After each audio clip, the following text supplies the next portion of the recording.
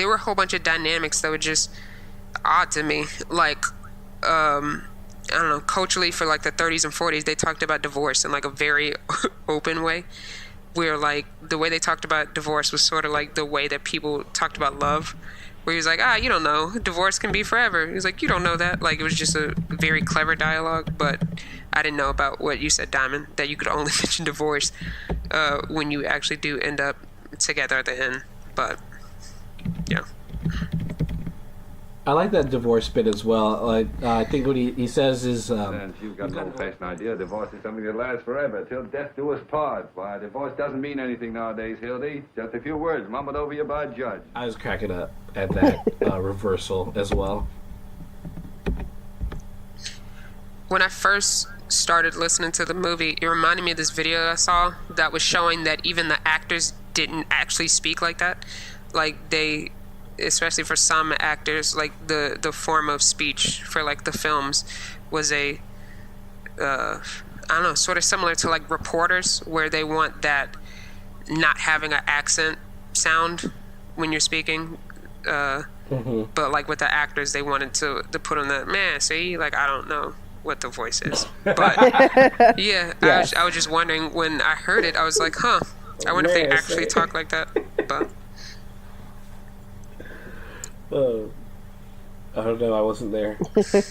I do know that, like, with this director, he always encouraged people to, like, ad-lib and, like, make up their own dialogue. So this was originally based off of a play, so almost everything in it was already scripted, but he wanted people to add things. And so Cary Grant has been in several Screwball comedies before this, so he was very good at doing that. Whereas... oh my gosh, I just blanked on her name. The one who played Hildy, she was not. So she actually went and had, like, someone who actually wrote commercials and things write, like, bits of ad-lib dialogue that she could add in so that she could sound as witty as Cary Grant. So, like, even just, like, some of the stuff that, like, she would say or that he would say, it was, like, the ad-libbed aspect of it were also not how they talked. It was like how, like, a commercial sounds or something like that. It was still, like, very rehearsed and boxed in and things like that. And I think another thing about this movie that I looked up was the fact that, like, I don't know, at least on the trivia on IMDb, it said that they were saying something around, like, 240 words per minute. Whereas that's just, like, not a normal, that's not how humans speak. But because of just how... yes, it is. Have you watched Gilmore Girls? Get out of here. It's exact. But the thing is, like, I looked up Gilmore Girls and this movie, and it talked about the fact that, like, this movie kind of set something up for, like, Gilmore Girls. Gilmore Girls is written like His Girl Friday is, in terms of the amount of words spoken per minute. So, like, when... We were talking about this while we were watching, and I was telling these clowns that this is... I love the rated dialogue in it, just the...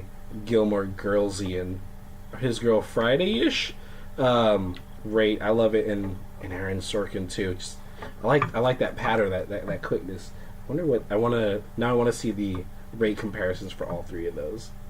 Well, if you're talking about comparisons, like when you were talking about ad-libbing, I thought about Adam McKee, who's known for working with Will Ferrell on, like, Talladega Nights or a lot of those movies. Or more recently, The Big Short, where he won an Oscar for screenwriting, where he's very much known for letting actors come in with ad-libs, or like him giving a scenario and them just bouncing off of each other on the day, or like with the speed of speech, how Isidore was like the Daniel Amy Sherman Palladino, are like Aaron Sorkin's style of speech with the speed, that they could definitely be one of those pioneers.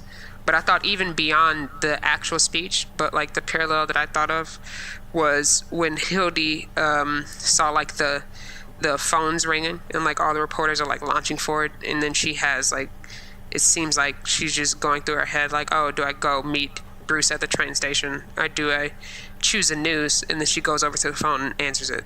And it reminded me of in the newsroom, where both in the first season and the third season, where John Gallagher Jr., Is that the white boy? Yes. Yeah. He ends up with like Allison Pill or whatever for a bit. I just want to make sure I'm thinking the right guy. Yes, he's the one who came in with Emily Mackenzie's Mortimer's boy. character. Yeah. Yeah, Gotcha. he even though he didn't work there for like another 2 weeks, clicked on the headline of the BP oil spill, so it showed that he was like a newsman. And then similar to like in the 3rd season where Allison Peel comes back from going overseas, and then even though she wasn't working at the newsroom, like that she was just back, that she clicked on the headline showing that she also was a news person. So that's what that reminded me of.